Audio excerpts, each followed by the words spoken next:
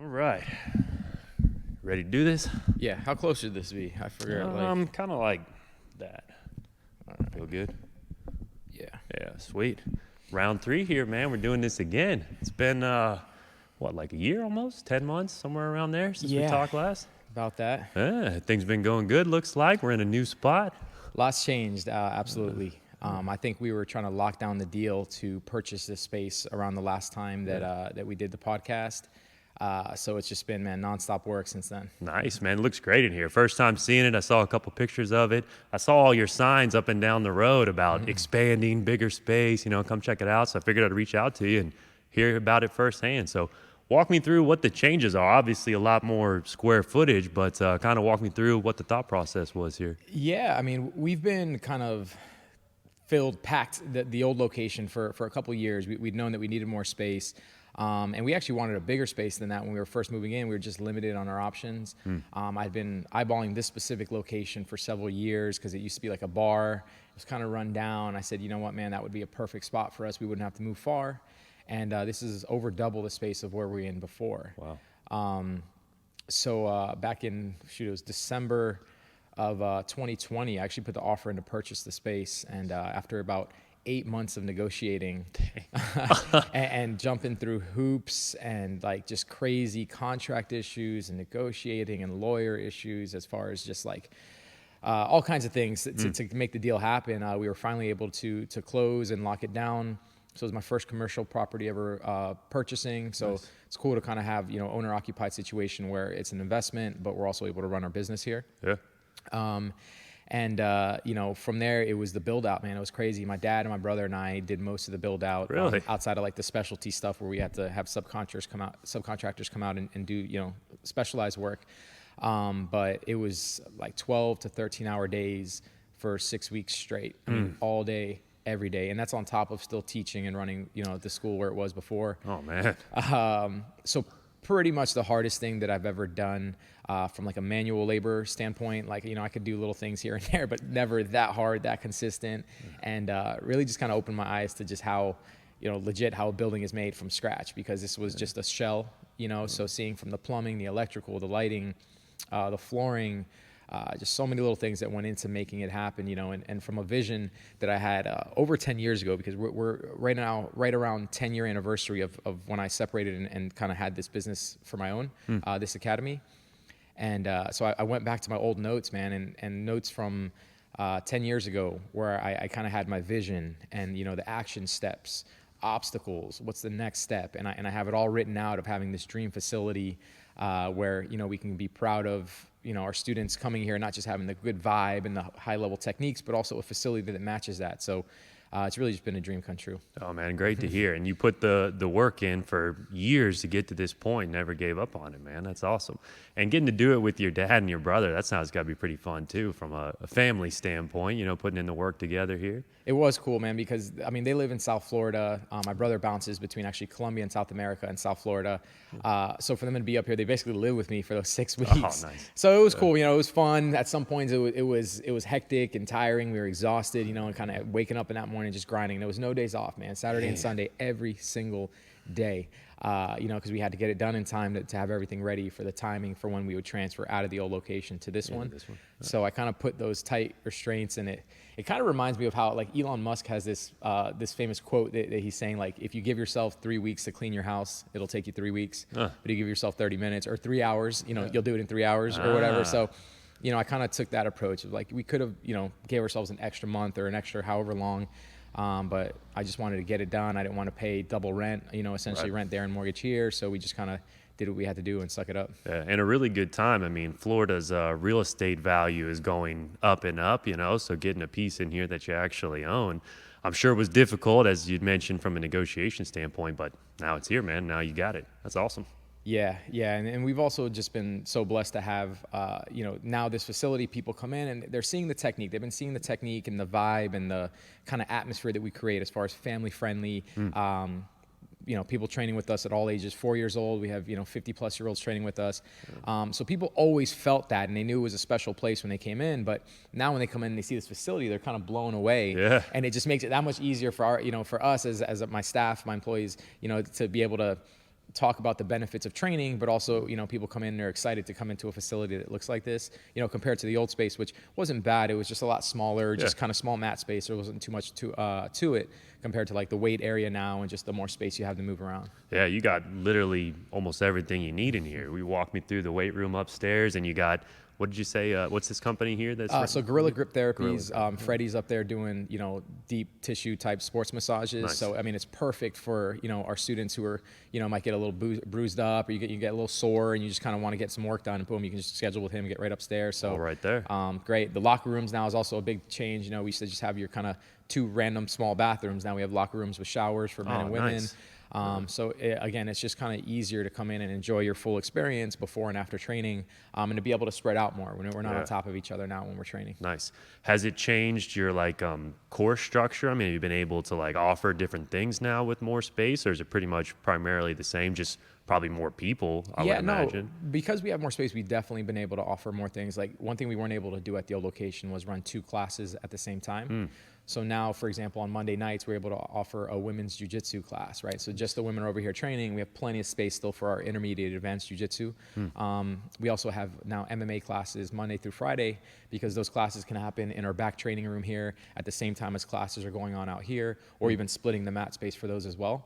Nice. So just with that, we had a demand for a women's jiu-jitsu class. Now that class is growing. They love it. And as well as the MMA training, it's just easier to kind of add that in, as opposed to trying to move another class out or cancel another class. Is always hard to do. Sure. We just keep adding on. So It's cool to kind of organically add the classes as we need them. Nice. Very cool. And is it business growing?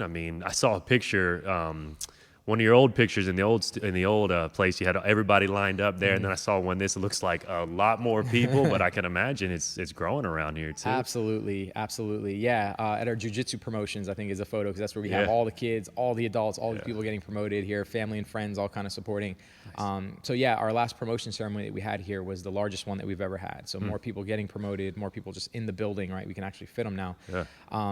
And we've been breaking every record essentially since we moved here. Just in terms of new students and revenue, it's really been a blessing to have the space and have people come in and just be excited to get signed up and be training with us now. Nice. And then American Top Team headquarters is down in South Florida, right? Have any of those guys come up or been a part of what you got going on here? Or? Yeah, the headquarters in Coconut Creek, we kind of have a relationship where if we go down and train, we want to. When I was training for competitions, I would go down more often and maybe train down there with them.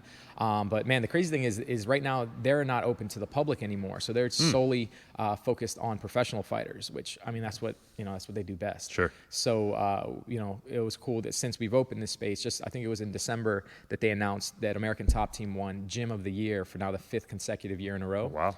So when we say we're the best MMA team in the world, it's coming from actual sources that know the sport and are voting on this. And here we go, 5 years in a row, we're still considered the best MMA team in the world. Nice. What is it about American Top Team you think that makes them the best?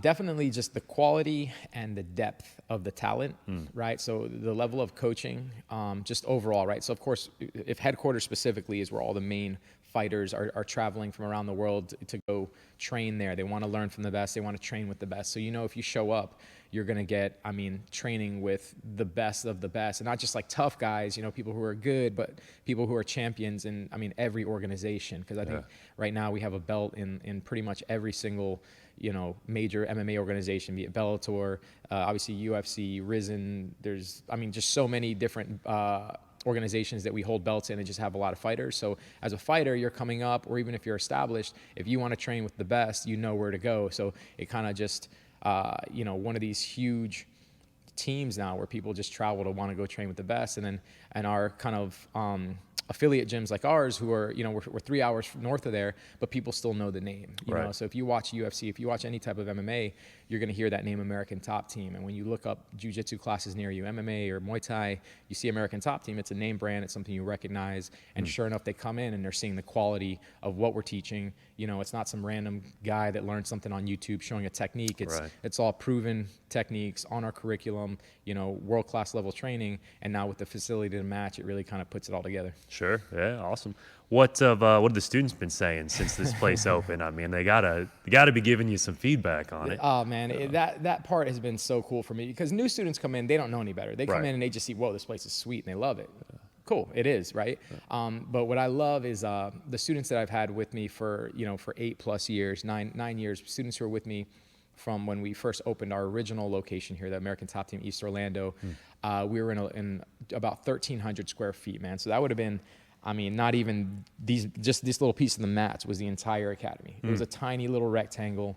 If you wanted to get to where the bathroom was, you had to take your shoes off and like walk across the mats. It was just like Not ideal. not ideal at all. The waiting room was just like two little tiny rows of chairs. We didn't have any space for anything, and it was the business before it had put mirrors along one wall. So about every couple months or so, somebody would slam into the mirrors, break them. We'd have to pay, almost $1,000 to get those replaced every time. And we had the same issue at the old location. So we moved from there, that original one. We almost doubled in space to about 2,400 square feet at the old location. And same thing, they had mirrors there, and those mirrors would get broke, and it was tough, But so when I talk to my students who were with me from all the way back then, and to see where we are now, I mean, they're just ecstatic. They love it. Everybody's so happy and supportive for me and the team. So it's really just been this awesome journey, especially for those people who've been with me from the beginning. Yeah, awesome, man, awesome.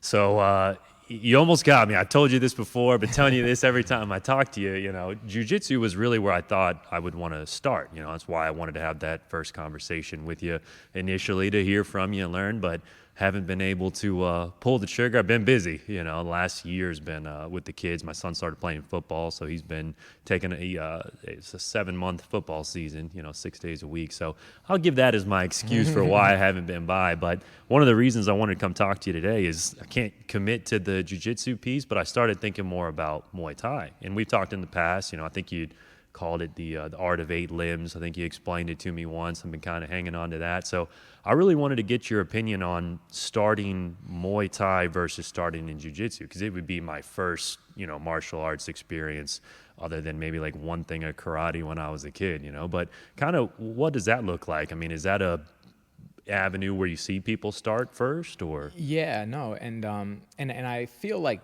not feel like, but I've seen kind of the numbers of the people coming in doing trials, trying Muay Thai, or enrolling in one program versus the other. And Muay Thai seems to be kind of trending upwards since COVID. I think people, if they're somewhat hesitant at all, that standing up away from somebody in a more traditional kind of striking martial art tends to be an easy transition into training at an academy like ours. And it's kind of more natural. Like I've always said, you take any little kid and you ask them to throw a punch, like people just kind of understand that. It's a little bit easier to pick up the idea of don't let somebody punch you. I mean, it's natural, it's instincts. Or, if we're asking you to throw punch combinations, whatever it is, attacking the head or where the body level would be, even on a punching bag. People kind of get that, even if the technique isn't right there initially. Jiu-jitsu, on the other hand, is so foreign. It's so unlike anything that you've ever done if you haven't wrestled or done judo, any kind of grappling, combat sport, sambo. So that does tend to either A, deter people, or B, just make it harder once people are coming in, so it takes longer. But for somebody like yourself who was kind of questioning, where do I start? Or, if you're hesitant about the jiu-jitsu and the grappling, Muay Thai is, I think, relatively easy to start. Like I said, there's less chance of just being put in these awkward, uncomfortable positions that jiu-jitsu puts you in, or somebody's on top of you, they're practicing chokes on you, you're doing chokes back. So Muay Thai is, I think, an easy way to kind of just get into the gym, get on the mat, understand the structure of the class, meet your teammates, meet the instructors.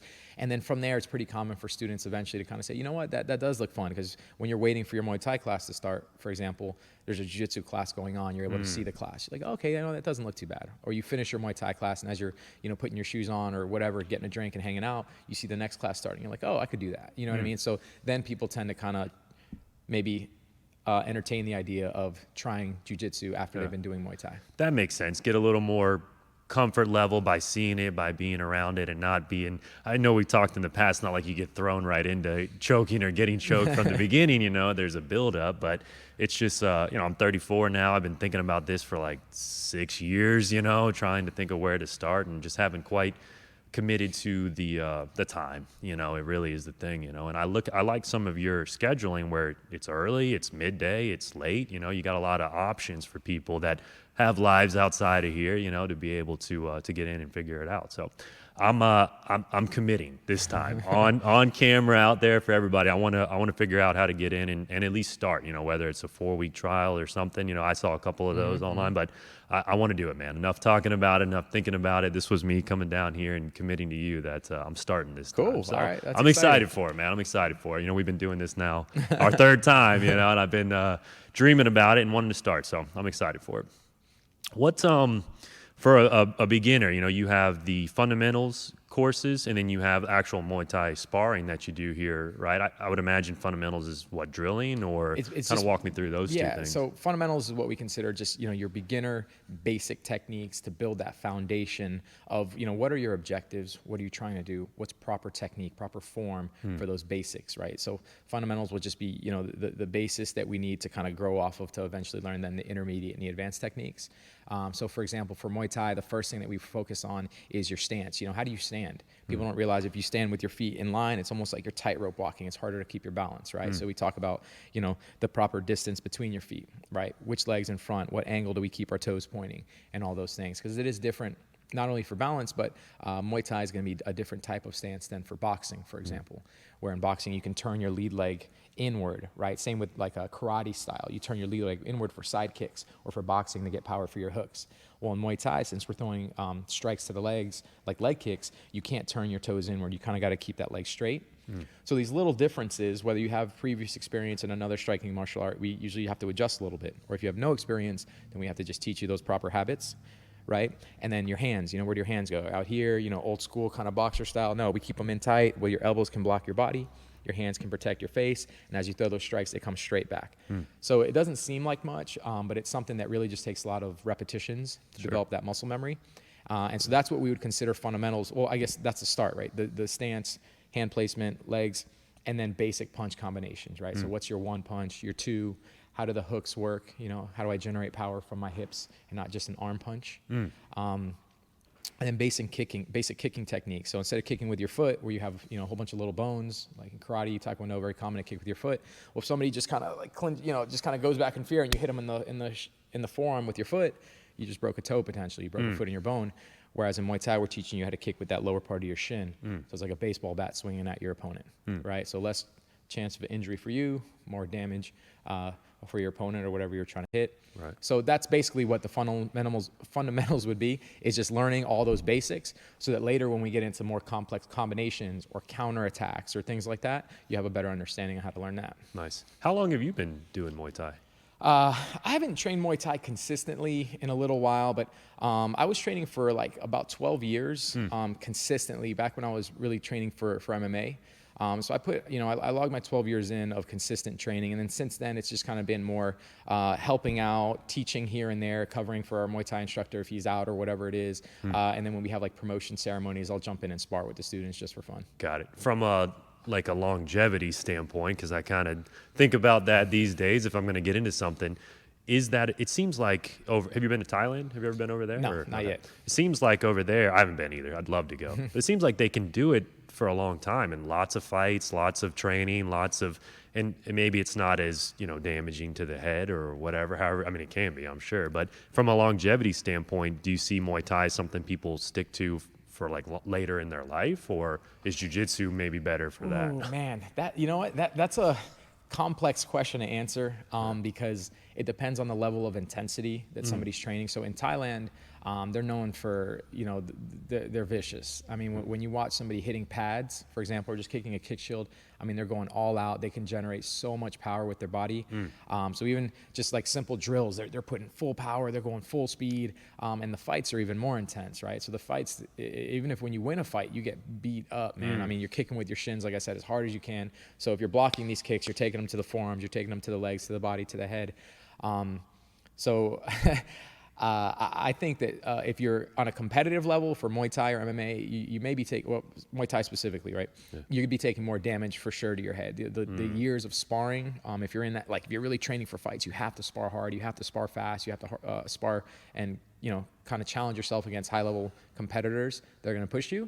So there's going to be, I would think, more brain trauma than, for example, in jiu-jitsu, there's no striking whatsoever. Right. So if you take an accidental knee, once every other year, somebody kind of, I kind of caught an elbow by accident. It happens. It's nowhere near to the same extent as you would with the repetitive hitting. Yeah. With that being said, if somebody was training Muay Thai, just like here, like 99% of our students are in here as kind of hobbyists. They want to get in shape. They want to learn the art. They're not getting punched in the head over and over. You know what I mean? They're practicing the techniques. And the only time really that they would see some level of sparring where they're getting hit is if they show up specifically to that Friday night sparring where they are, okay, grab a partner. Now we're actually trying to do the moves, and then you may get hit a little bit here and there, but it's never full power like in a fight would be, or even like a training camp where you're going very hard. It's more just kind of like, hey, we're practicing. And if you get hit, it's kind of like, okay, you're wearing your mouthpiece, making sure we're not getting hit too hard. It's rare to have somebody leaving with, bleeding or bloody nose. It's more just kind of like, okay, yeah, we did some sparring. That was fun. I get to practice.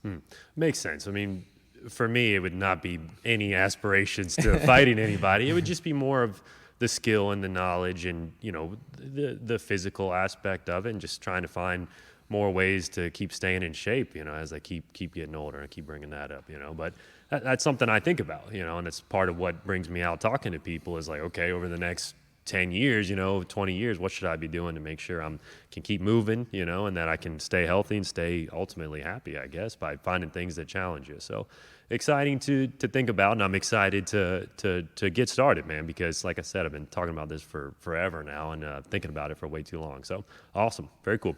From like a day one, what do you come prepared with? I mean, what kind of clothes? I mean, obviously, just give me the basics, but how do you come prepared for like a day one? Yeah, I mean, for the most part, what we tell or I guess a trial student coming in or taking their first class is to just wear whatever's comfortable to work out in. So some people prefer sweatpants, shorts, t-shirt, whatever. And we have like loaner gloves and shin guards. So somebody's coming in, they obviously usually don't have their gear right off the bat. So we have stuff that they can borrow just to try out those first couple classes or whatever. And really, I mean, you just show up, you're on the mat, we train barefoot. So It's just a matter of coming in, immediately start learning those fundamentals. We do a lot of physical conditioning drills, like just kind of cardio exercises where we're doing an ab workout. We have some of our Muay Thai classes are more technique based, like the fundamentals. We have some that are a little bit more advanced type techniques. We have the sparring class, but we also have days where it's a lot more of kind of like circuit workouts where most of the class is going to be just cardio based, right? So like high intensity interval training. So HIIT type workouts. So we do like a station where you're doing maybe the ladder footwork drills. Maybe you're doing some type of sprints, shuttle type sprints. We're doing maybe body conditioning where you kind of have your hands up, you're flexing your abs, and somebody's just kind of working the body a little bit. So you get used to this kind of conditioning of as you're taking the punch, you're just like, okay, it doesn't hurt too bad. And you learn to kind of take those. So those are fun circuits where some is mixed technical, a little bit in their sport specific exercises. Some are just straight cardio. And that way people are getting a mix. When you show up to class, you're going to get something different a little bit, every day that you show up. Nice. Very cool. And makes it less, at least in my brain, makes it less intimidating to know that you come in and obviously, like we've talked about in jiu-jitsu in the past, you're not just thrown right into sparring, Yeah, no. No. Maybe that's like that out there, and that's probably in my own head where I'm like, that's my fear, but that's not what it's going to be. And adding like those HIIT type workouts, I mean, I do that kind of stuff already, so it's nice to think about doing that in a competitive environment too. That's something that I try to find is, you can be very competitive in your own brain, but it's nice to come out and see, where you stand against other people. That'd be awesome. Yeah, and I agree. I think once people have been training for a little while and they learn the combos, they know the defense, they know how to counter and footwork and all that. They want to see, does this work? I want to test myself, right? And not like I want to knock somebody out. It's more I just want to see, does this work? How can I work on improving my combinations? Because there's definitely a big gap between learning a technique, in theory, like how to do it if you're looking in the mirror and you're just practicing, and then actually executing that against somebody who's knows defense, knows how to counter, is also looking to attack at the same time. So that I think that kind of space is where people really fall in love with the sport overall, whether we're talking about Muay Thai or even Jiu-Jitsu, because it's the same idea. You learn a technique, but remember, they're defending, they're countering, they're also trying to mount their own offense. So the big gap we always talk about trying to close is from knowing the technique to being able to execute the technique. There's a big difference. And then executing the technique in training is here. Executing the technique in a fight or in a competition is even further. It's even harder over here. So we're always working on trying to maintain and learn that. Nice. And you were talking about graduation ceremonies. That's for Jiu-Jitsu, right? Belt ceremonies? So we do both, yeah. Are there belts in Muay Thai? Or? So there isn't like a universal belt system per se in Muay Thai, but different academies around the world will have different ranking systems because, we want to have people who, and I think most school owners and coaches around the world would agree, is like, you don't want to have Muay Thai just be something that you just kind of train and then like that's it. There's never anything to work towards. Long term, you just want to get better. Even though that is kind of the ultimate goal, is the journey is improving, it's fun, and some people are kind of like, the belt color in jiu-jitsu, say it doesn't matter. They say, it's 2 inches that cover your ass. You got to cover the rest, kind of thing. That's like a jiu-jitsu saying. But the same is true for Muay Thai. I think people like working towards something. They like having those goals. So we created the ranking system here as a way to kind of differentiate between somebody who's, day one, somebody's been doing it for a year. There's a big difference there, right? And on the same token, somebody who's been here for 5 years, there's going to be a big difference between that person and this guy at 1 year. So with the different ranks, we have our students who are proud. They've worked hard. They've earned, higher rank. And those are the guys usually that are assisting, almost like an assistant instructor, and kind of coaching the beginners when they come in. So we kind of have this cycle as, which is true, I think, for most martial arts, is as you get better, you kind of help share that knowledge with the new beginners who are coming in and they don't know anything. And it's a pretty natural progression. You're here for even 6 months and you have those fundamentals down. You know the basics. And now somebody comes in and they're lost. They know nothing. And with just a few months of training, you can pass on some knowledge and information and help somebody else. So we want that to be part of our system is, we're not, even though it is an individual sport, a combat sport, we're absolutely here to help each other. It's a team sport at the same time because nobody's getting better by themselves. Right. So it's cool to kind of have a higher rank helping out a beginner. And as that beginner then moves up the ranks, then they're going to, in turn, help the new beginners. Yeah. It's back to that kind of family approach that you have here, everybody collectively helping each other out. Awesome. I didn't know, from a structure standpoint, because I think that's a little bit of the appeal of jiu-jitsu is obviously the mental, getting stronger, getting more comfortable in your own, body almost, but also that sort of, you hear about people getting addicted to it, in a lot of different ways. But I think that belt structure, that looking to improve and prove that to yourself, is something that probably keeps people doing it for longer. So I didn't know that Muay Thai had that kind of thing too. Yeah. And kind of going back to, I think that's something that helps motivate people to stick around longer as well. Sometimes, the thing about striking martial arts versus something like a grappling martial art like jiu-jitsu is striking has been around for so long. It's been so popular, both from, karate and taekwondo, who had, starting back in the 80s, essentially. Karate Kid, the movie, really blew up karate training here in the United States, and taekwondo as well, right? I did taekwondo as a kid, and now, that was over 30 years ago, that I was doing that. So very popular back in the day, has been popular. Kickboxing has been around with Glory and these other things, but it was only really in the last few decades that jiu-jitsu started to kind of gain some steam after the UFC won in '92.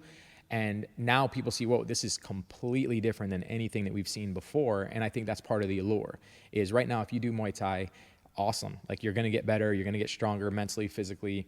You're going to learn techniques to defend yourself. But it's the same as kind of, very similar to back in, 1990, and you'd been doing karate for 10 years.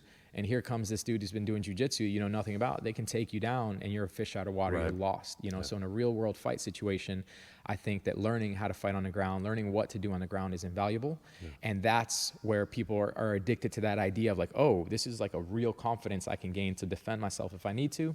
And if you train both, I think that's really just the best mix, because at the same time, I've seen guys who know jiu-jitsu and they have no idea what to do if somebody's trying to throw punches at them. They don't know how to, like I was saying, that the stance and the footwork, how to close the distance to even get them down to use their jiu-jitsu. So I think that like all of one could be dangerous in certain self-defense situations. All of the other, we know that if you don't know any ground game and it goes to the ground, which it usually does, you're going to be lost. So I always recommend, start with one or the other, whatever feels more natural to you. But I think mixing the two and eventually training in both is where you can truly know that you can defend yourself if you need to. Is that where like MMA specific stuff started coming out? Because those early UFCs, it was a judo guy, and then, some striking guy. And then it was, Hoist Gracie, who was not the biggest guy, but he comes in and starts putting the chokes on everybody. And like you said, fish out of water. But is that where more of the combined focus started coming, where you have these MMA specific type classes and you got like younger kids that come up now and, they start there where they get a mix of everything? Yeah. No, I think, people are seeing, the value of jiu-jitsu, but they also want to do the striking. So it's just MMA is the natural kind of choice for somebody like that. And Right. it is going to be, I would say, more than likely, the younger guys who see that, they're excited. That was me. After wrestling, I kind of gravitated more to MMA specifically. I didn't really know as much about like pure jiu-jitsu back then and the idea of training just jiu-jitsu. So I went from wrestling to MMA because I wanted to learn striking. I wanted to learn submissions and kind of just jumped into that avenue for several years. But once you realize that to get good at MMA, you have to just know jiu-jitsu by itself and Muay Thai by itself, and then understand the differences, right? There's certain positions in jiu-jitsu you wouldn't want to be in where somebody could actually punch you in the face. Even though it's very effective for jiu-jitsu only, once you know that there's strikes, little details and tweaks and angles and distance management come into play. So I think that MMA and wanting to come in and learn just MMA sounds like a great idea, but you really do have to have the specialized training in each individual martial art. So we do our MMA classes essentially as like it's intermediate/advanced, and it's by invite only. So when myself or our head striking coach will see somebody who's interested in doing MMA and they've been doing the Muay Thai or they've been doing jiu-jitsu, then they can kind of come in and start working the differences, which one of the main differences is going to be striking to then takedowns, right? And then using the wall, right? So once you press somebody up against what would be the cage in a fight, but in here, the padded wall mats, how do you use that to your advantage to help take them down? And on the flip side, how do you use the wall to help defend from a takedown? Because it can be used both ways. So once you kind of learn those differences, as well as on the ground, where the ground and pound opportunities are, how to strike on the ground, you really start to understand what this scenario would play out like in a real fight. Yeah. And speaking of real fights, I think a lot of people, and probably myself included in the past, have a skewed perception of what you are going to be capable of doing if you ever get in a real fight scenario. And now you really don't know. I mean, there's so many people that have been training since they were really little. You walk around and see some guy with cauliflower ear, like you're not going to mess with that individual. And then you see videos come out of MMA fighters or people that they hit somebody with a 1-2 before they ever even know what's coming in a bar, right? So I think people have this skewed perception of if they ever got in a situation, and ideally you don't, right? You're able to deflect or dissolve or, just de-escalate whatever you're in would be my ideal scenario. But I think people have a skewed perception of what they're actually capable of. Absolutely. And things were different. When I was in school, when I was in middle school and high school, so many years ago, it was rare to see somebody who actually trained in something like this. You might have people who were karate black belts or, like I wrestled in high school, and these were kind of the people you had to watch out for, But nowadays, I mean, the skinny little kid with glasses who, rides his Razor scooter to school could be, a purple belt in jiu-jitsu. An assassin. Tie you up in a pretzel, you know what I mean? Like there's funny memes about that. So, and it's so true. So I agree. A lot of people think they know how to fight. And if you've never trained before, it's not even as much, it is the technique, right? You have to absolutely learn the technique. But it's more the ability, I think, that to stay calm in these stressful situations, right? In a fight, things get wild. It's blurry. You get tunnel vision. Your adrenaline spikes through the roof. It's crazy. Memory loss, like all these things that happen with that freeze, fight or flight response triggers. And the cool thing about it is when you're training jiu-jitsu, when you're training Muay Thai on a regular basis, is we're doing that on a daily basis. We're triggering those responses. And what happens is less and less is there these huge spikes and kind of emotional, where you feel erratic. It's kind of, you just learn to stay calm, right? And you stay relaxed. So even when somebody's trying 100% to choke you, to smother you, to take you down, whatever, you watch the guys training and they're just calm, right? And then when there is, God forbid, there is a fight, we're used to it. We're kind of there. And so even if it's a little bit higher level of kind of anxiety or stress that triggers, it's nowhere near somebody who's never trained before. They're over here, and then what's it take? Maybe 2-3 minutes, if that, and they're just, that adrenaline dump happens. You're gassed, you're exhausted, your arms feel like noodles. And that's what it feels like for us our first few days training or your first competition. You just, adrenaline through the roof, and then you got nothing left, you're gassed. But we do that a few hundred times, in any given year. You find somebody who's been training for a few years, And you can start to see the correlation between staying calm and relaxed under stress. Street fight, they're going to stay calm and relaxed, and either being able to think clearly and subdue somebody, or just kind of like diffuse a situation, or if they need to actually use that force. And like you said, we've seen the videos of people putting somebody to sleep in a choke or something like that. Some drunk guy was getting out of control and they had to kind of subdue him. Happens all the time. Yeah, and that's part of the appeal to me, is that being able to be calmer under pressure. I think that's something that draws me to this. And like, it would be nice to know that if in a situation you've been there before, you're not going to get that tunnel vision or loss of memory or anything that's going to, like, let's say, take away from whatever decision you have to make. And that's part of the appeal here for me. So cool. Speaking of the UFC, you've been watching any fights recently? Or? Yeah. I've been trying to stay up. Yeah. What's been anything that comes to mind as far as anything fight-wise? Man, I'm excited to see who Francis Ngannou fights next. Ooh, yeah. Because they're entertaining the idea of John Jones coming in. He just came off that close win over Gane. Yeah. And that was a good fight. It was a close fight. So I'm intrigued to see where that heavyweight division goes from here, because I know Ngannou wants to fight professional boxing. I heard that, yeah. Right? So he's considering just kind of like leaving if they don't allow him to do both.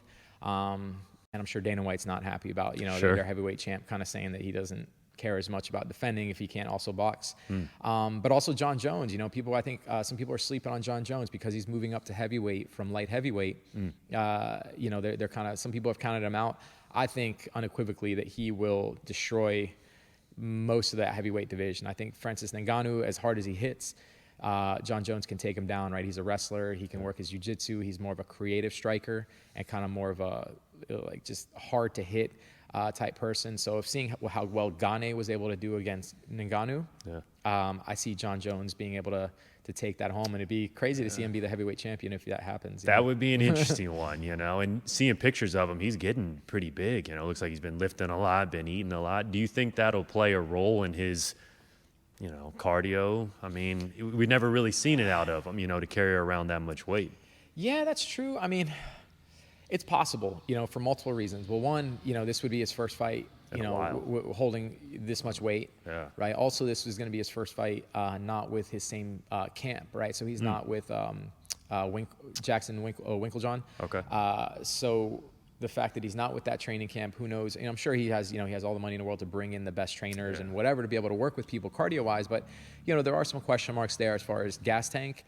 But he was never one who really gassed hard per se. He had a good tank, so I'd imagine he's going to be prepared for that. He knows that holding the weight, that additional weight is going to make it harder for him cardio-wise in the 5 rounds. But I'd see him coming in prepared, in the best shape of his life, ready for this kind of comeback, because it's been a while now since he's fought.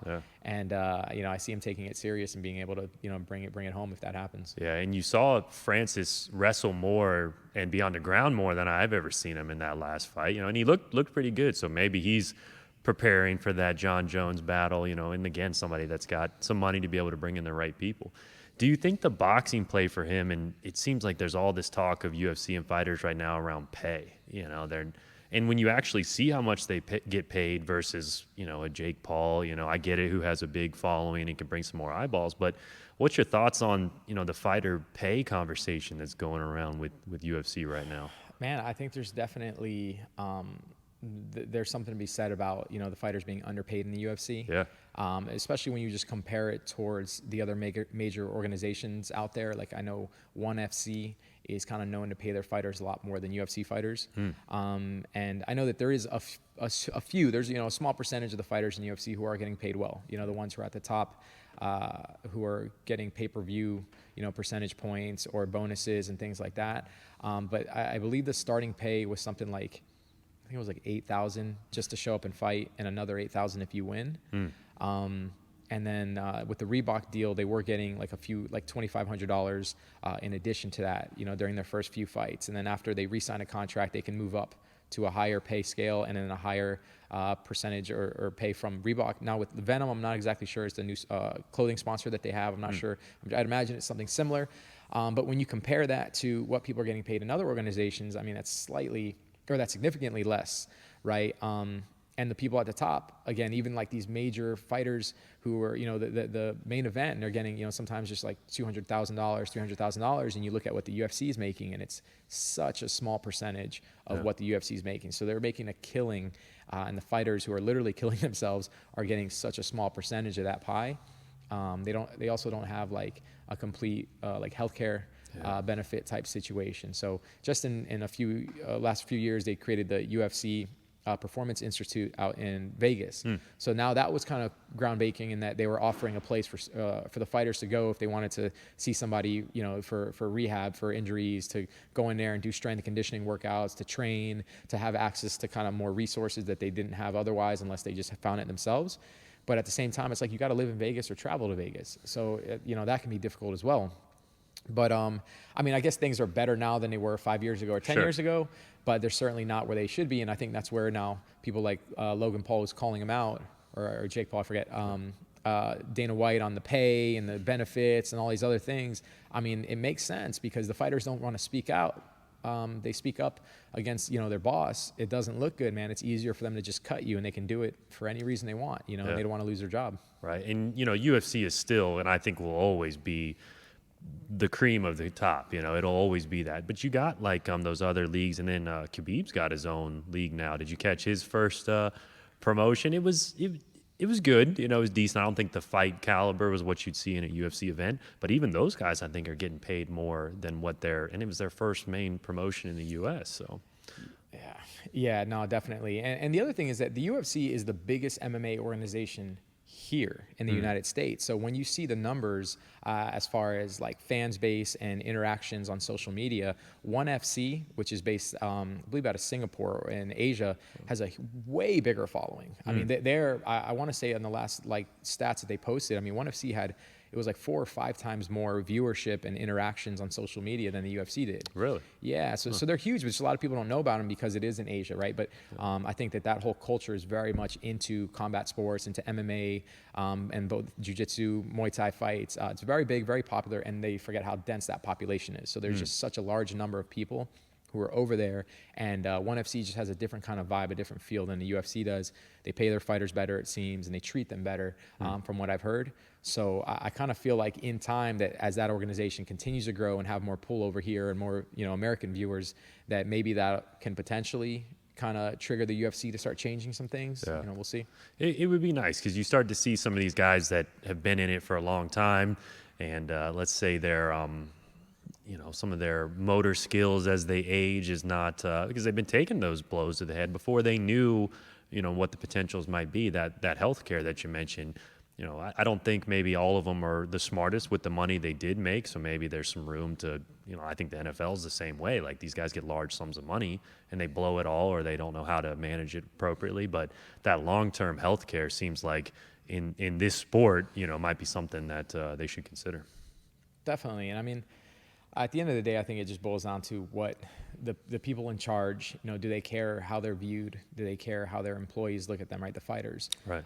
Because if it's something where you care about your employees, you want to take care of them. You want to make sure that they're going to be good, even after they're not, fighting for you, working for you. So offering something like that where these guys are taking damage, they're taking blows to the head, and there's going to be some level of brain trauma or CTE, and offering that care after the fact, I think it would speak volumes to people in the long term. But right now, I think the UFC is still just so big. They know that fighters want to be in that top organization, as far as top here in the United States, and people are going to do whatever it takes. They're going to fight for, pennies to the dollar compared to other organizations just to say they're in the UFC, and they know that, and they use it to their advantage. So they're like, well, if you want to fight for us, here's what we can offer you, and that's it. There's no negotiating really, unless you're at the higher end, you're Connor or something, Right. But those guys, they have made a lot of moves outside of the sport too, because they were allowed to, or when Connor fought Mayweather, I think UFC had some double promotion on that, but it doesn't seem like they're interested in those kind of things anymore. But those guys made a lot of moves outside of the octagon, outside of the ring as well, which I think he looks like he's doing all right from a money standpoint. Yeah, and the thing is, if you're not one of these 0.001% like a Conor McGregor, somebody who can self-promote to that extent, he changed the game both in the cap that a fighter was getting paid, I mean, he blew that through the roof. But also in, like you said, what they're doing outside. Before it used to be common for fighters to just get sponsorships, maybe a clothing brand, maybe a supplement brand, a drink or whatever, and they'd get some money here on the side. But Connor changed it with, starting this whiskey that broke a bunch of records, and then you start to see other fighters now. George Masvidal has like a tequila or a mezcal, right? So he has kind of another way to make money here. So as your name gets bigger, there's more opportunity, there's more eyes viewing the fights, and so that means just more money, right, that they can make by selling some type of products or endorsing.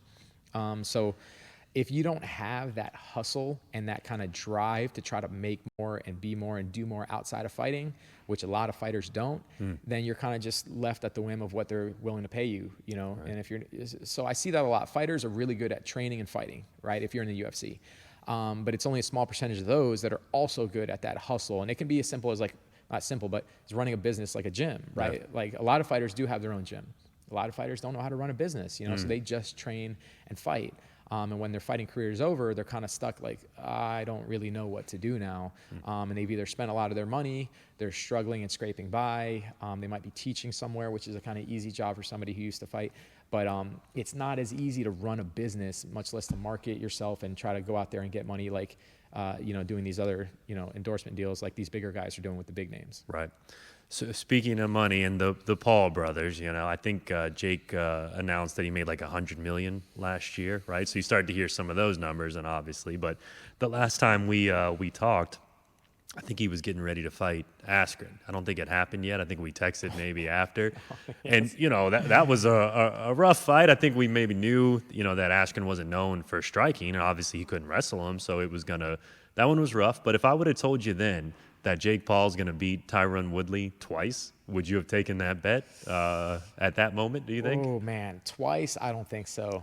Yeah, man, it's impressive. I mean, say what you will about the guy, about the kid, right? He's like 25 or something, but I mean, he's powerful. Right now, he's putting so much time and energy into training. He's got good trainers from what I hear.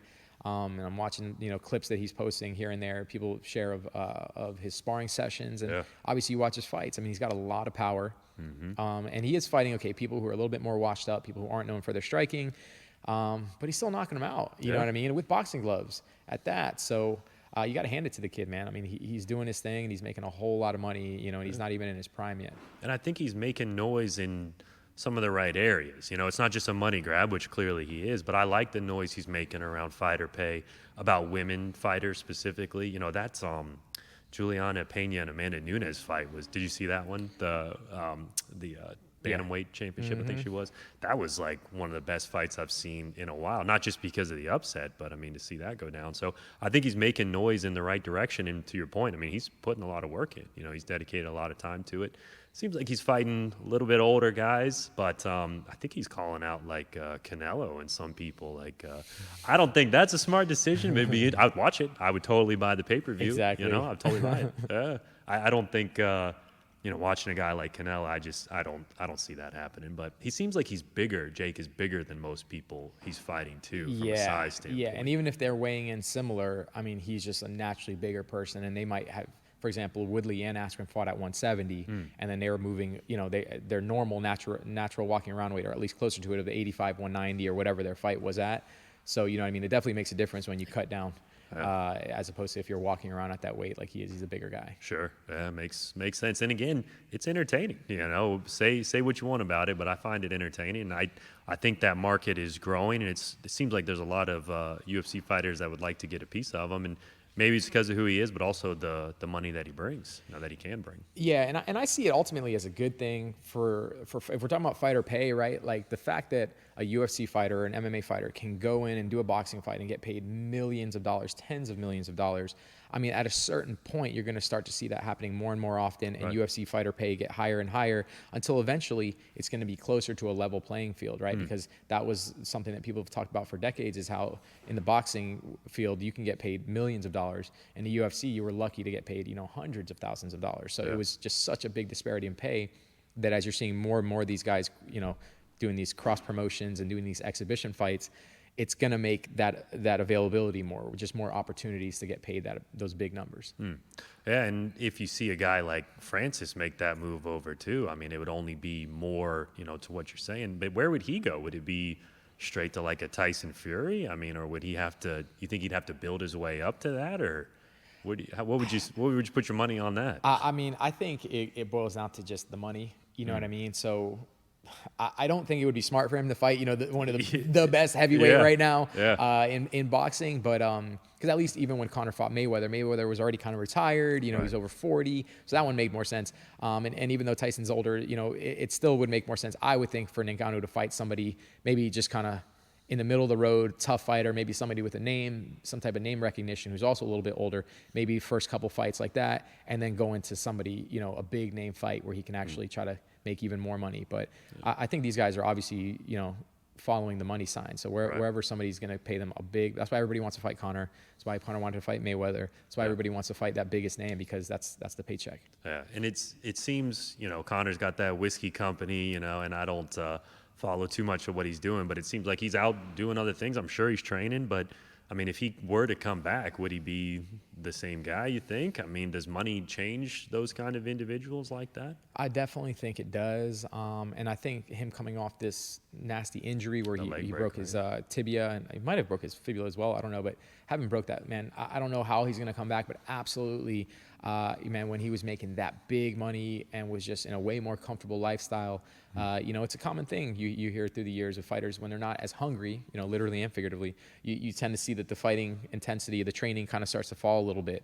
He's got a family now with his kids getting a little bit older, and he's kind of in that. And like you said, he's got his hand in all these different buckets. So he's got money, he has opportunities, he's traveling the world, he's got his family, he's coming off this major injury, and he's only been on the downward trend, man. I mean, he's lost so many fights now recently.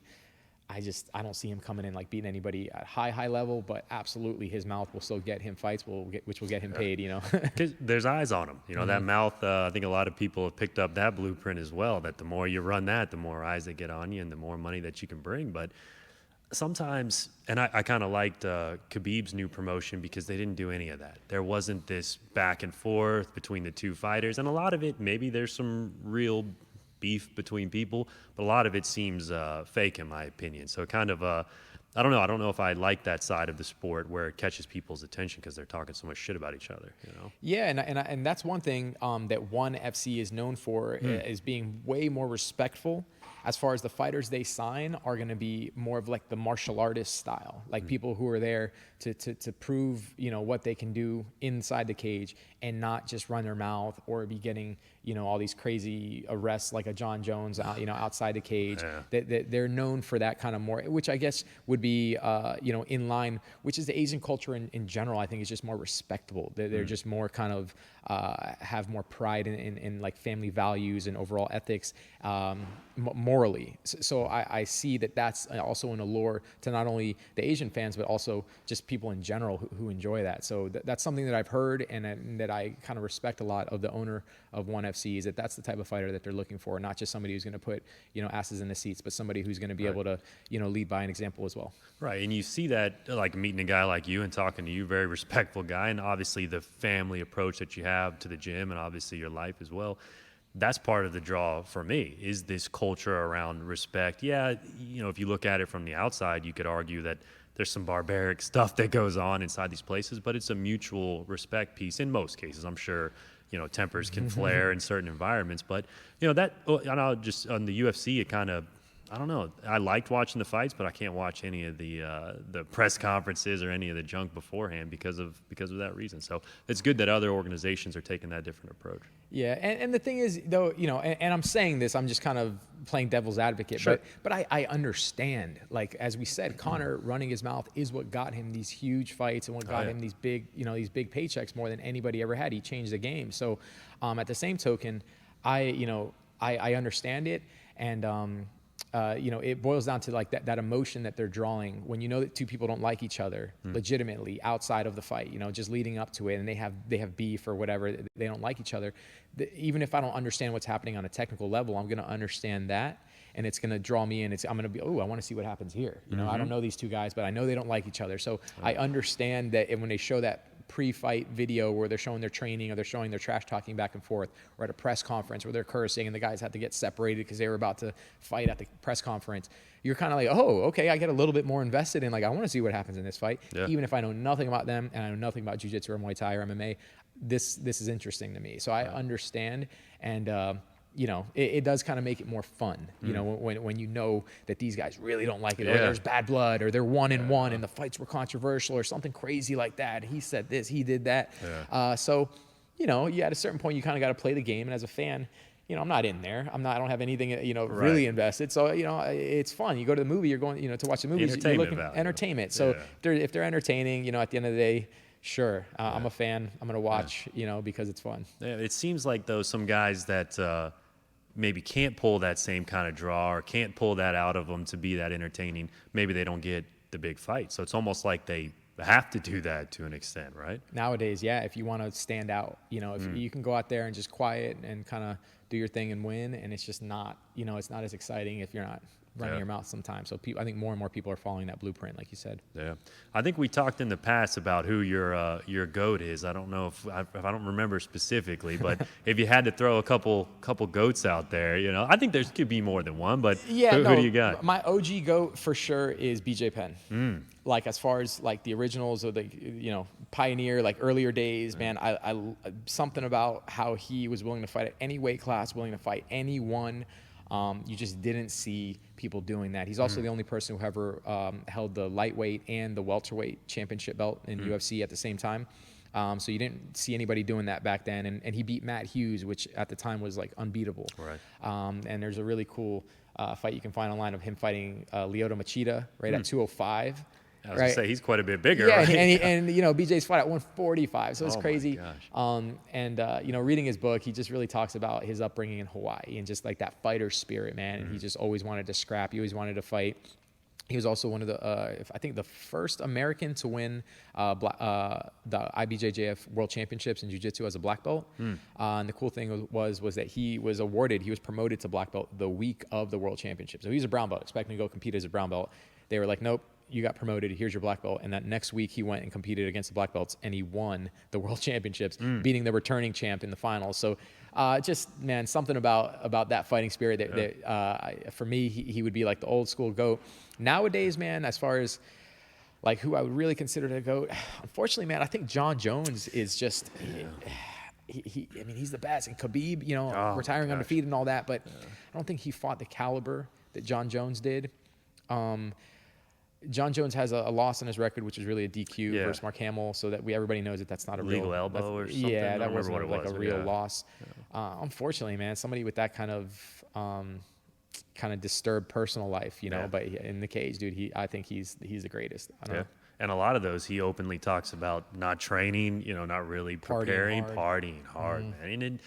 And I think we've talked about this in the past too, but, you know, some of his outside of the octagon things, you know, kind of makes you think about him in a different way, at least makes me think about him in a different way. But inside that cage, it's almost undeniable. You know, if he can come in there and beat some of those guys with like literally partying and doing coke or whatever he's into the night before, man, that's impressive, you know, from just a skill standpoint.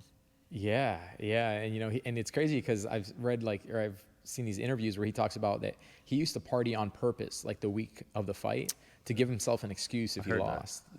It's just crazy mentality when you see somebody that gifted, that talented, with the work ethic and the physical attributes, that's like almost sabotaging himself, you know, to give himself an excuse if you were to lose. And then with that, he's still, you know, won every fight. So it's just crazy. I think you see that in people, though, at different levels, not just in fighting, where it's like self-sabotage, you know, or giving themselves an excuse for why they fail at something. So it's interesting to see it in him being so public about it. But I read that same thing, that he would party on purpose to give himself an excuse for if he lost, to be able to get on a microphone and say, this is why it went down.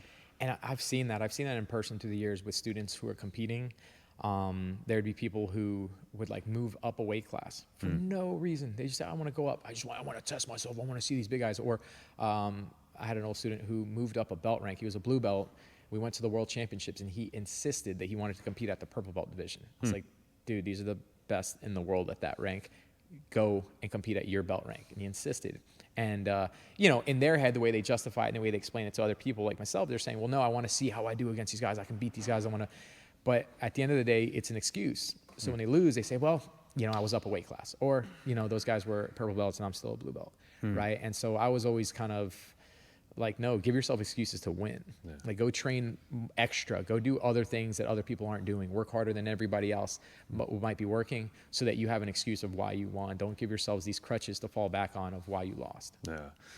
Have you seen, I don't know why this came across something I was looking at. Have you seen this car jiu-jitsu thing that's like, seems to be getting more and more popular? Have you seen this? I did. Where did that come from, man? Oh, well, Russia. Oh, okay. Right. Okay. So Russia tends to come out with like these crazy, funny / cool / just ridiculous MMA variations. Like, I want to say that I had seen some MMA fighting where they were also fighting in like, there's obstacles. And it was like a room, and they had to like jump off these things and like fight each other. And there's like group fighting. I saw like team fights. I've seen that. I think it was like Poland / that whole Eastern bloc. But yeah, the car jitsu, I looked into it a little bit because I'd seen some videos. And apparently it's like you said, it is pretty popular. Yeah. Some dude started it just for fun and they were trying to use the angle of like, oh yeah, in case, there was ever a self-defense situation and you were in a car. But I think it's just fun. I think it's just funny, for them to do this. And even not only are they basically doing full-blown jiu-jitsu in a car, but apparently they're allowed to use anything in the car, like the steering wheel or even the seatbelts. They're wrapping. There's like a specific techniques they train where they wrap the seatbelt around the neck and they like choke the guy, right? And they even have like rounds, right? So if like there's no winner over a certain given period of time, then they move to the back seat, right? They start in the front seat and they battle it out, and then they go to like a sudden death or some kind of extra round overtime in the back seat. Oh my god. I mean, dude, you can't make this stuff up. No. But people are watching it, man. It's gaining some popularity. I don't think I can ever get in an Uber again and not think about if this guy knows car jiu-jitsu or not. But I think it brings more eyes to the sport, like you said, and gets different people having fun with it, man. And that's exciting to see because, when we were talking about UFC 1, like nobody knew what even jiu-jitsu was. And now you got people doing it inside, leagues of people doing it inside cars. So it's pretty cool to see from a jiu-jitsu standpoint. Yeah, no, and just funny. I think it's just one of those things where you'll see some videos and that's definitely something that'll catch your eye. You want to watch that video like, what is this? But then you find out that people are actually doing they're holding like tournaments up for it and stuff like that. Yeah. If you had a jiu-jitsu goat, I mean, would it be a Gracie, or if you had to pick one in the past, or would it be like a Gordon Ryan? I mean, where do you go if looking at jiu-jitsu specifically? My jiu-jitsu specific goat would be Marcelo Garcia. So Marcelo won world championships in both the gi and in no gi. He was a monster in ADCC and was beating, again, guys much bigger than him. And he was also known, and the times that I've met him and talked to him, he was so humble, so respectful. You would never know that he was like this dangerous of a human being. And just kind of, it has like variations of moves named after him and how he did certain submissions, and has like this very unique or specific style that actually kind of I can relate with. Like, I try to do a lot of things similar. I try to emulate some of the moves that he does, and just like the nicest guy in the world. So he would probably be my goat as far as jiu-jitsu. Nice. Okay. Do you keep up with like the current jiu-jitsu competitions? I'm sure you do, but Gordon Ryan, is he coming back? I know he was out for a little bit. I thought some health things. Yeah, but he retired, and then right now he's saying that he's gonna. Well, I guess he hasn't said 100%, but it sounds like he's back. He did an exhibition match against one of my buddies, Phil Rowe, a few months ago, and I think that was kind of brush the dust off a little bit. But yeah, supposedly he's training and planning on doing the ADCC this year to face Andre Galvao, which is this much anticipated match because they kind of got into like a scuffle where Gordon Ryan slapped him a few months back at an event. I think I saw that video. Yeah, there was a whole issue there. So I'm excited. And I think right now, definitely you can make the argument that Gordon Ryan is the no-gi GOAT right now. Yeah. But personally, I think when you start talking about GOAT, it's got to be somebody who's kind of on the tail end of their career, who already like went through everything. So he's beat, the who's who. Yeah. But I would love to see, if he goes against Andre Galvao and he beats him and just kind of continue. In a few years, it's easier to say, okay, you're the greatest of all time. Right now, he's just beat a bunch of people in the last few years. But, it wasn't too long ago. It was only like 5 years ago he got submitted by Felipe Pena, and he lost to Pena a previous time before that. So that's what I mean. It's like, you are very, very good. He's the best right now. Yeah. But I would love to see him, beat Pena, because they may be able to compete in this ADCC tournament. I'd love to see him beat Galvao, a few other people, because right now, not only is he, really good in these last 5 years or whatever, but he doesn't compete in the gi. You know, and so for me to be a jiu-jitsu goat, well, you kind of have to do both. Yeah. So no gi, you can make the argument, but somebody like a Roger Gracie, who was winning the world championships in gi and in no gi, Buchecha, another person who was winning in gi and no gi, for me, those would be kind of above Gordon Ryan in an overall jiu-jitsu ranking. Yeah, I think I like what you said there on the GOAT conversation, you know, and the greatest of all time, somebody that is at the tail end of their career. But I think that's where like that pound for pound comes in. You know, maybe Gordon's the pound for pound, and the GOAT conversation is an ever changing, ever evolving one for a different day. So cool. Let's see. From trying to think of what else we wanted to talk about here, man. You know, we got right back into it like we hadn't missed a beat. Back to women's for a second, because you mentioned, do you think that, you know, you have a specific class here now for women's jiu-jitsu? What's bringing that rise on? Is it the women's MMA kind of the highlight that's starting to get, or what's bringing the big push for women right now, would you think? I think that plays a part. That's not like one of the main focuses, I wouldn't think, but there are women who watch MMA with their families. Like we have students here, females who tell me, you know, we love watching MMA with my son, my husband, you know, and that kind of was one of the things we're like, oh, you know, females can do this too. And they come in and they want to learn jiu-jitsu. But I would say the majority though, of the women specifically, they're just like anybody else, right? So they want to learn something that's fun, that's going to get them in shape, and then can also learn, you know, teach them self-defense. And I think that for women, it's even more valuable to have the knowledge to be able to defend themselves because, again, jiu-jitsu is designed for a smaller, weaker person to defeat a larger, stronger opponent. So, you know, what better scenario than a female who, you know, generally speaking is going to be smaller than your average guy, and to be able to know that they could really defend themselves. And there's nothing more real, I don't think, outside of carrying a weapon, you know, than knowing jiu-jitsu. And so, you know, I've mentioned in the past, and I wholeheartedly believe that knowing jiu-jitsu is the closest thing that we have to like being, you know, having a superpower, right? And even last night we had a really funny. We had a visiting member who was just about 280 pounds guy, and we only had like some of my smaller students in that class, and he was able to submit them. Man, he was just so big, and he was a white belt, man, but he was tough. He was big, and one of my blue belts, who's smaller than me, he's like 170 pounds.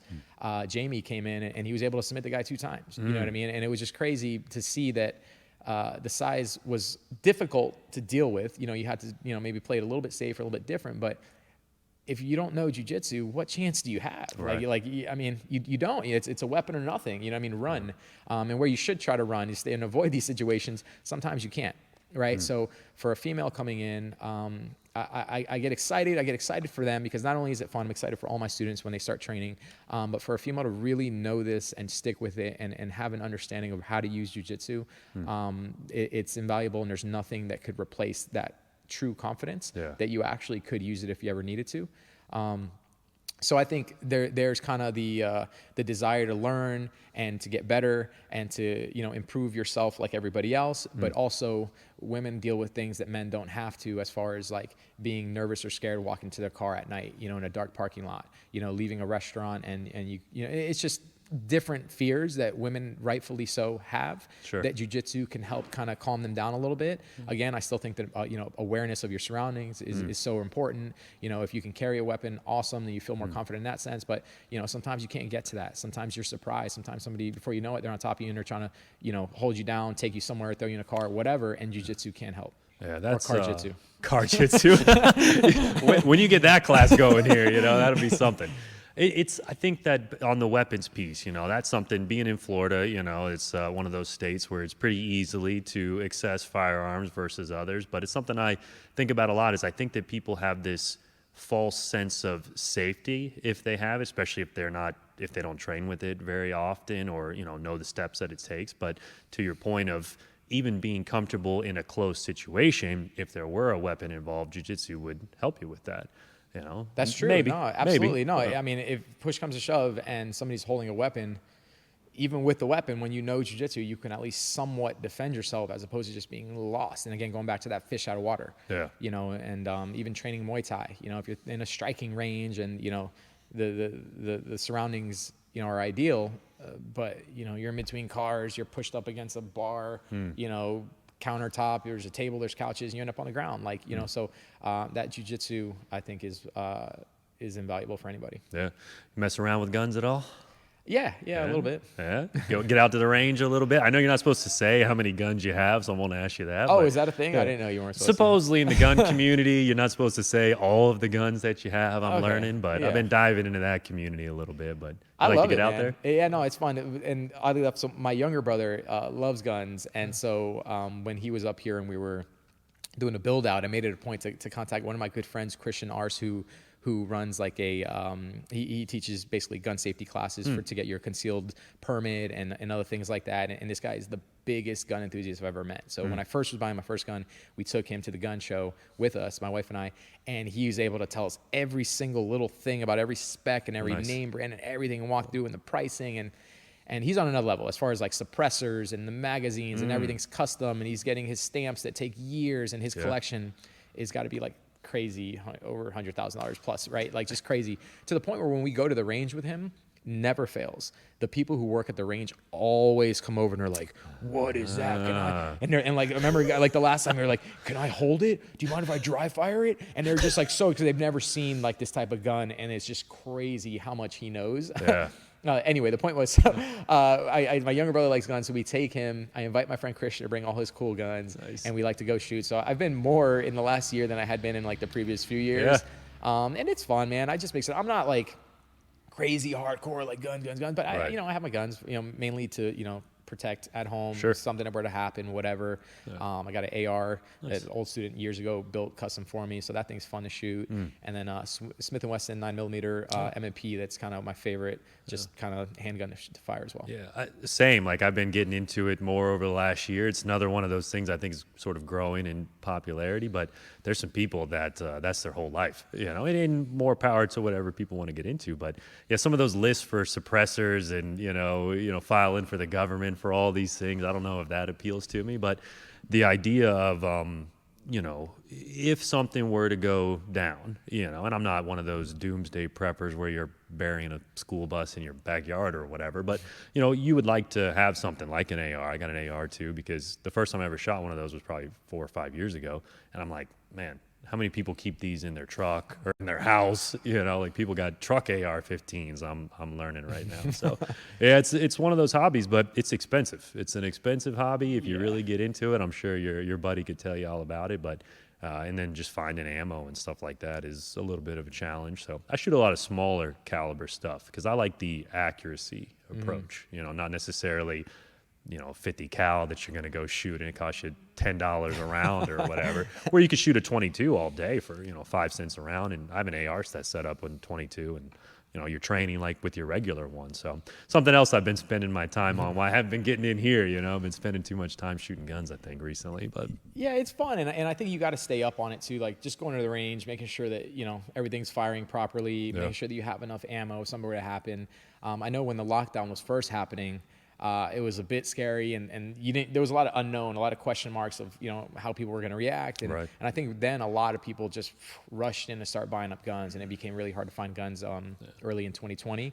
And like a lot of people I knew who didn't own guns, all of a sudden were trying to get them, were trying to get their concealed permit, and so at that point I did like a full like counting of all our stock, how much ammo do we have, how many magazines do we have, what do we, and I kind of had it all laid out to make sure I'm like, okay. And of course nothing ever happened. There was never like ever even a possibility of anything crazy, at least near us, so we never kind of got to that. But whenever I have a chance to buy ammo in bulk, I'll buy, a whole bunch of rounds just because it's cheaper, and then I just kind of store them. And then whenever we need to go to the range, I don't need to worry about buying anymore. I just kind of stay out like that. Yeah, I did literally the same exact thing, man, taking inventory of what you got. And it was the riots, when those kind of things started happening. I was like, man, like, you never know. The worst thing you would be is be underprepared. But my brother and I had the conversation around concealed. That doesn't appeal to me. I don't know what situation. Obviously, no one knows what situation. But I feel like if I had it, it would change my mindset of, trying to get away from a situation. But I don't know. I've never had that appeal to think I need to carry it on me at all times.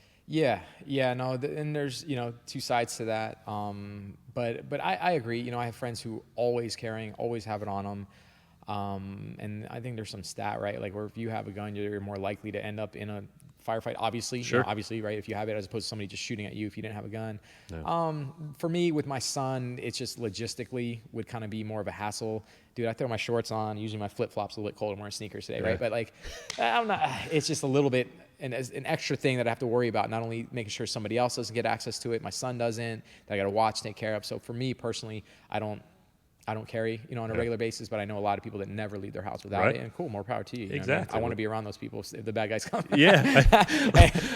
Like I told you once, if Francis Ngannou ever comes to the door, I'm getting behind you, But yeah, you're right. Those people are out there, but it scares me a little bit, the number of people, like you said, that are first-time gun owners. They're buying whatever they can and not really getting comfortable or learning about, what could happen. I think people, again, are not as realistic with themselves as what a gun is actually capable of. So that scares me a little bit. And then the concealed side, I have a buddy that we were at a movie, our families, and it slid out his pocket and he had to go running back to try to find it. Or one got found at my kid's school and ended up being the janitor's concealed. So those kind of things scare the crap out of me, man, especially with kids around. So that is crazy. And again, at home, dude, like my most important thing is if somebody comes up to my house, you know what I mean? Somebody breaks in, whatever, like, well, then I know I have them there. That's ultimately what I want it for there, man. If I'm out on the street and something like that happens, dude, I'm trying to get out of there. I'm not trying to be a hero. Yeah. Nothing against carrying. If I did have it, it'd be cool, or it'd be nice to have it. God forbid I ever needed it in that type of scenario. But I don't know. I guess I tend to be a little bit more kind of trusting or calm that things are going to be all right, and not kind of need something like that at all times. Let's hope, man. Let's hope. Yeah, let's hope. So you mentioned your son. He's 6 now, you told me? Does he express any interest in getting into any kind of... I know last time we talked, he was kind of into video games and that challenge a little bit. I think it was Mario you were telling me. Does he express interest in getting in what you got going on here? So he comes occasionally. My thing, man, is I really, really want my son to train jiu-jitsu and enjoy it as an adult, right? Because I know that once you get into this and you're, 15, 16, 17 beyond, you're pretty much, you're in it for life, right? Unless things happen, obviously people can, quit and do whatever, but there's a crazy high statistic of a dropout rate for kids who at a young age are specialized in only one sport for a certain amount of time. It's almost guaranteed that they're going to drop off and quit at a certain point, right? So I've tried to strategically, not even really offer coming to train here unless he expresses interest. Because he started doing classes when he was 3. We would have him on the mat doing the warm-ups. You know what I mean? And he earned his first stripe, I think, when he was 4. And he was kind of doing it for a little while. And he enjoyed it. And then I realized, dude, I don't want to have the best 6-year-old on the mat who then by 12 is I'm good. I don't want to do that anymore. Right? It's far more important for me that by the time he's maybe 10, 11, 12, I can start kind of saying, hey, making it a little bit more kind of, hey, would you like to come? And then at that point, I'm hoping again that by the time he's a teenager and beyond that he wants to stick with this. I've seen so many parents try to live vicariously through their kids. Yeah. And in doing so, they push their kid right out of the sport that they were hoping so much that they would gravitate to, that they would enjoy.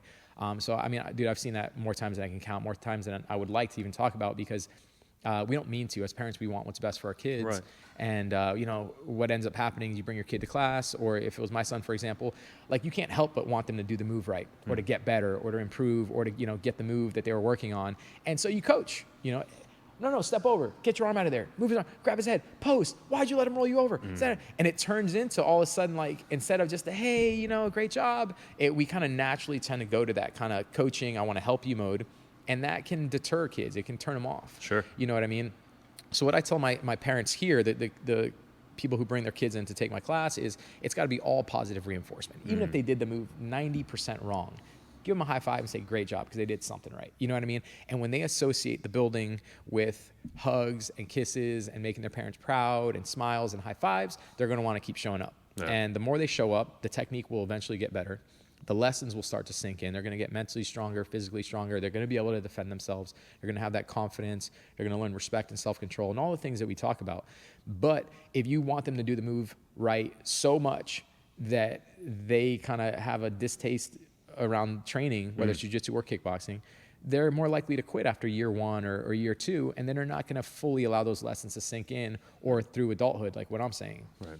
So it's been difficult, and it's been humbling, keeping my ego in check. I want would it be cool for my kid to be in here? And from 3 years old to, till 50 plus when he's, retiring, whatever, 60. Yeah. Yes. Is that realistic? No. So I've come to the realization that, listen, if he wants to do classes, great.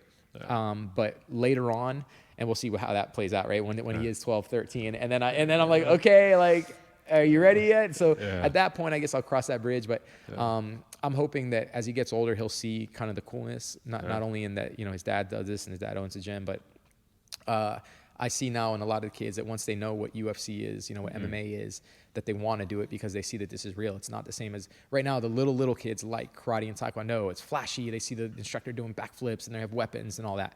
But at a certain age, those kids kind of realize that, oh, that's not real. Right. Like this isn't really going to help me. This is what the fighters are doing. I want to do this. Yeah. So I'm hoping that my son can kind of organically realize that, and then I can kind of give him maybe some more encouragement at that time. And then by the time he's a teenager, he's going to want to do this. And then we're talking about him being in the adult rankings and working towards his black belt. And in an ideal situation, that's what I would like. But I kind of have it in my head. I'm not going to force him. Yeah.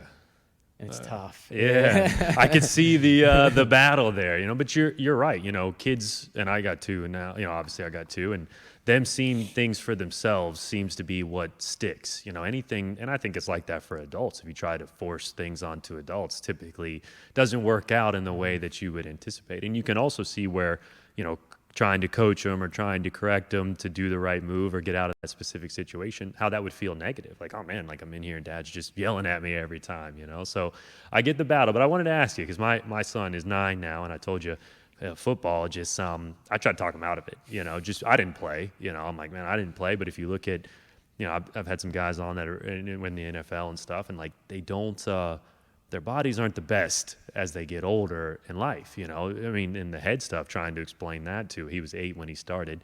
It wasn't the easiest conversation to have to try to show him the pros and cons of things. But I tell you, man, I've been impressed because he came out as one of the top players in the state of Florida. They went undefeated in his first season. Oh, wow. He started offense and defense. So he's really good at it, and I'm biased, sure. But, even the coaches would tell you. They lost in the national championship, which I didn't realize even at 9, man. Wow, like that's crazy. They had these kids in there from Texas. The kid was like $150, $160, and I'm like, what are they eating out there, man? So it scares me though, from seeing him out there. He's 90 pounds. He's one of the biggest ones on his team, but there are a lot of different people out there in the world that are bigger, just from a size standpoint. So yeah, and it's funny because I can relate on that where. I'm really trying to deter my son from wanting to play football, now and it's crazy because people are like, well, wait, you want him to do jiu-jitsu and not football? But, me being in this and seeing, actually chances of injury are far smaller, less, right? And obviously the brain trauma would be the main thing that I'm concerned with. And I know they're usually not doing tackle at that age, and it depends on the league and everything. But we've talked about it with my wife. It's like, what are we going to do if my son comes and says, I want to play football? Mm-hmm. Like, are we really going to try to do that and tell him you can't do that, right? Because just like we were saying, you can't force him to do one thing. Right. Try to force him to do the other. It builds resentment. So we just kind of try to, like, watch our words and how we talk to him about it. Because sure enough, we throw the football all the time. It's fun. Yeah. Everybody likes to throw footballs around. Yeah. But at the same time, and my son he's 6 and he's throwing spirals. Nice. And I'm like, I'm trying to, like, compliment him, but not tell him how good he is. Not too much. Because I don't want him to be like, oh, I want to do this. I want to play this. You know what I mean? So there's kind of that, and we'll kind of see how that goes. Right now, I have him in gymnastics. Oh, nice. And this is funny because this is where, theory and then execution comes in is, I had this theory, which isn't, I don't think that far off. I think it's pretty common sense that, like, somebody who does gymnastics is going to be very well coordinated and great balance for whatever sport they want to do later, right? Makes sense, right? And just have the upper body strength and coordination. And sure enough, he's loving it. He loves it. And it's basically just, they play games, but at the end of the day, it's like circuits. He's basically doing like what we're describing the adults are doing in Muay Tai. Little That's kind of what their class is. Yeah, they're doing pull-ups. They're doing these crazy like muscle-up motions, these pullovers, bear crawls, crab walks, handstands, all kinds of jumping, balance beam. And it's like, dude, this is amazing. If he plays soccer, baseball, anything, and jiu-jitsu, his balance is going to be on point, and he's going to be much stronger than he would otherwise. And then at home, we reinforce that with these like Ninja Warrior obstacle course things and a balance beam and his playground. We got a tree house. So he loves all any, boy stuff, climbing and all that stuff. So that's kind of the base. And I want him to love that and enjoy that.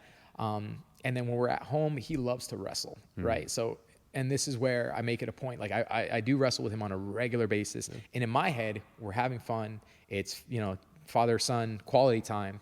But I'm also, that's his jiu-jitsu training. So like on a regular basis, he's hearing me say, oh, I'm going to pass your guard. You can't escape this. Or I got you him now. You don't know how to, can you shrimp? And he's, and I was like, oh, you can't shrimp. And so I kind of make it really fun and still give him the high fives and we still have fun. So in this funny, weird way, he is learning jiu-jitsu, but it's more of an organic, kind of wholesome approach, and not getting him burnt out of just being in the same building, for decades plus, which is just so natural for somebody to just kind of get tired of stuff like that over time, right? There's a very small percentage of kids that just stick with it for years and years because it is so difficult. Again, that's another thing that I think karate and taekwondo is easier to teach kids because they are not put in these super uncomfortable positions where they're getting mounted. They're learning chokes and they're applying chokes. They're getting chokes. They're learning to tap out. They're getting taken down. They're having to learn how to break fall. As tough as it is, this is what makes jiu-jitsu special. They're going to be stronger. They're going to be tougher. They're going to be mentally stronger. They're going to be able to deal with their emotions and control themselves much better because they're forced to be uncomfortable, right? That's where growth happens, is in discomfort. Right. Well, that's what makes jiu-jitsu, I think, special compared to karate or taekwondo, is the kids aren't really put in those positions very often. So they have this false sense of confidence because they can do these crazy, cool looking moves, but they're not going to actually work, and they're not put in that grind situation on a regular. So there's this very thin balance where if it's my students in here, I want them to learn, I want them to get this, we're going to have fun, and I'm trying to make it as easy as possible for them to learn while they're still, slowly getting a harder and harder lesson. And it is tough. The kids that have been with me and they're in my, 12-year-old group, whatever, my leaders and these type of things, like they understand the importance of the grind and of being challenged and of wanting to quit and identifying that mental barrier, that wall, and pushing through. So they're older and they can understand it, and they're getting the most out of it, and the parents see that and they understand that. So when this kid leaves and they move and they go to college, they're going to be a stronger mentally, physically, and emotionally person than they would have if they have never trained here, right? But karate, they have the advantage in that they don't have to put their kids through that. So they have, I think it's easier to keep kids longer because they're just kind of, learning the fluff. And if the parents aren't the parents that are like, well, they weren't really learning good stuff, so we wanted them to come here. If they're the parents like, oh yeah, it's so fun. Little Jimmy's having a great time and he's learning his katas, his forms, and he got his black belt. So you start to see like there's a benefit to that. They are learning values and respect, but they aren't being put in this daily grind like the kids who are learning jiu-jitsu are. But the kids who are learning jiu-jitsu, a lot of times they quit because they're like, man, this isn't for me. This is so hard. So how do we make the class fun enough where they're enjoying themselves and they want to come back on their own, but still real enough where they're learning the techniques and they're learning these lessons about how to deal with adversity. Right. So that's kind of my struggle. And that's where with my son, his first steps literally were at that original location. His first time ever taking steps were there. Really? Then his first classes were at our other location. He's 3 years old. He was doing jiu-jitsu classes, right? And then he's been in here and he's done a few classes. But if I expected my from 3 years old to 18 to be doing this for 15 years straight, I'm either being naive or, just not realistic. Right. So that's where at home we're training on a regular basis, but it's under the cloak of, we're wrestling, like pro wrestling style. And I mess around and I'm goofing with him and I'm rough with him a little bit. So he's learning to kind of how to throw his body weight around and how to deal with adversity, but it's all fun. And my idea is that way he's still interacting, he's engaging, and he's understanding the moves and the terms and the names and just having fun. And later on in a few years, he's going to have trained with the coach, private lessons essentially, in a game form, but he's going to know how to throw his weight around and kind of the basic movements when he does come in or if he needs to. Sure.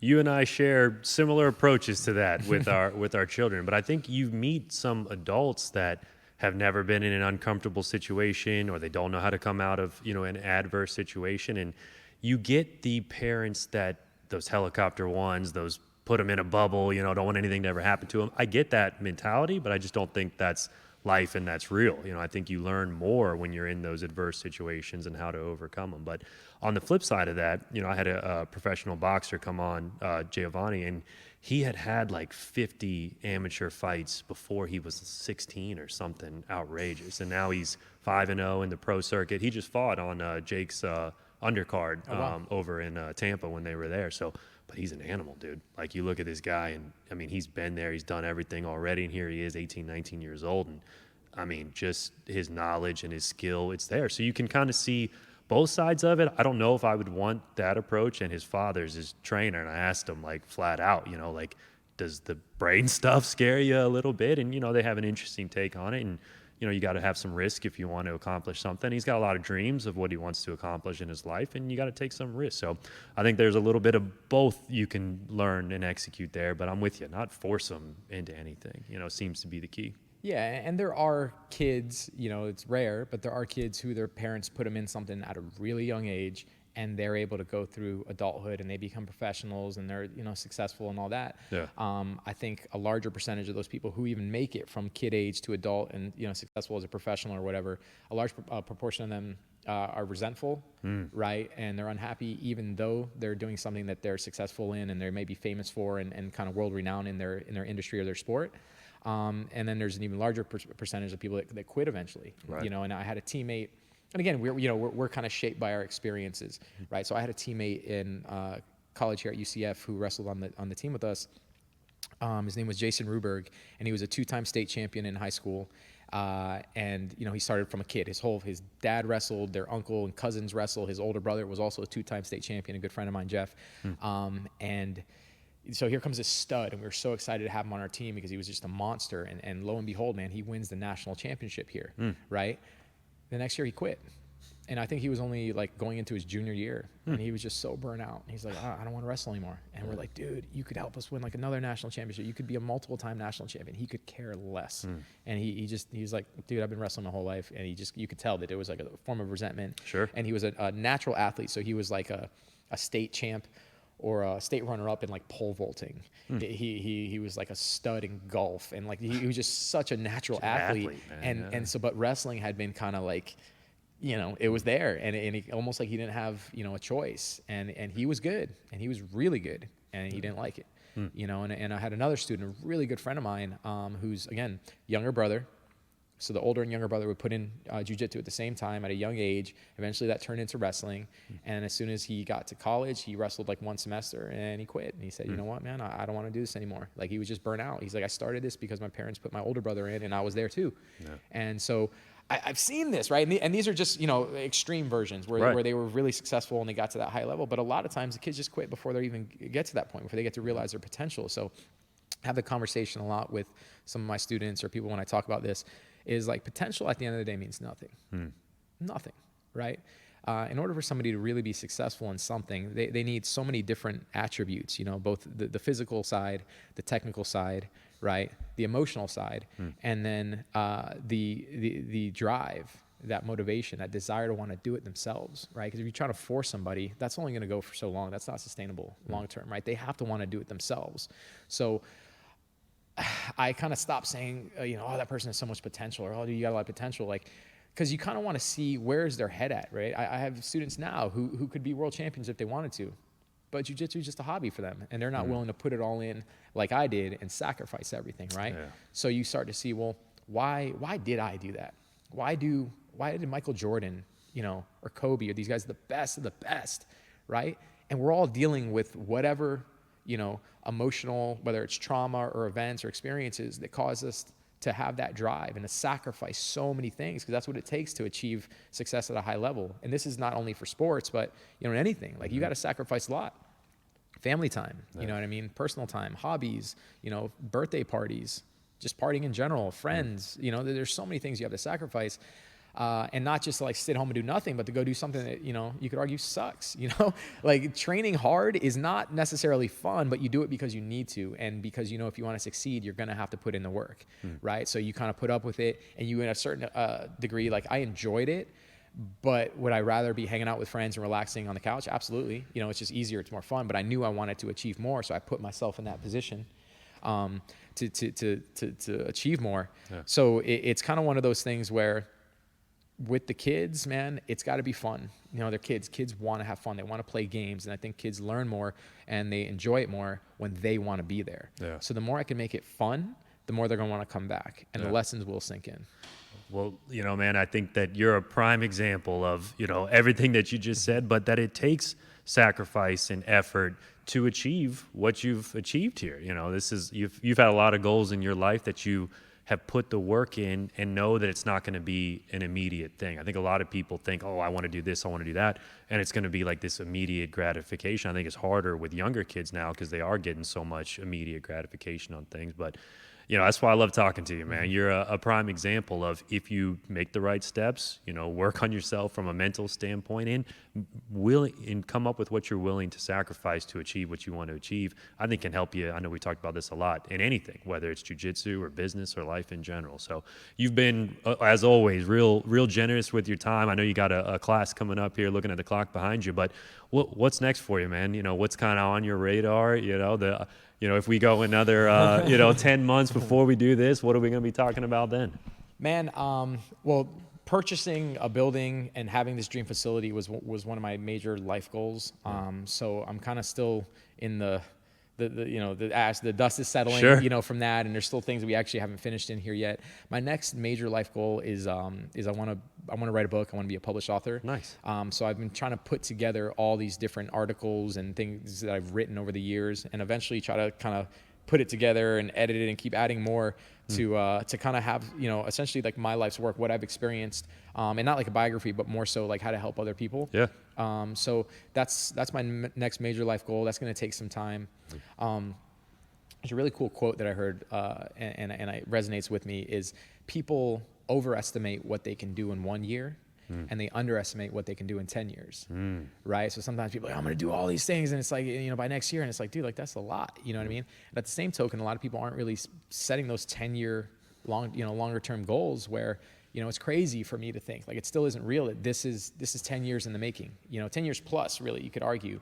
And at the end of the day, as awesome as the facility is, and it did take, 10 years of me grinding out. I mean, there was years before that I was just on the grind, trying to build myself as a competitor, sacrificing and trying to make the most of what I could, when I was in my prime, essentially. And when it's all said and done, people see the facility, they might see the medals, they might see the accomplishments, but that doesn't matter, man. That doesn't matter when people come in here that I won a medal back in the day. What does matter is how I make that person feel, how I can inspire and motivate them to be a better version of themselves. And at the end of the day, that's what's really bringing me the most joy today, is that I'm making a difference in people's lives. And, when I'm long gone, how people will remember me, hopefully, is that, I made a difference, that I inspired them to do more, to try something, to take that leap of faith, and to try to be happier than they would have been otherwise, maybe working some 9 to 5 that they didn't enjoy. Sure. And, you blink and those 10 years went by and you're just kind of been behind a cubicle sometimes, and a lot of people, unfortunately, that's a reality. So that's kind of what right now, what I'm focused on is, how can I help more people? How can I be a better father, a better coach, just a better version of myself? And, every day I list all the things that I'm grateful for. And I remind myself, how lucky I am to be here and how blessed I am to have all these opportunities to inspire and share my passion with other people. So I think when people find something that they enjoy doing, when they find something that they want to do on a day-to-day basis, right? And it's that drive is coming from within them and not from somebody else or from making their parents happy or trying to just make more money, right? When you go for what you love to do, everything else tends to fall in place. And you got to go all in, right? You got to sacrifice and be willing to go all in. And I think that's kind of like where people find their version of success, is if you're happy. Sure.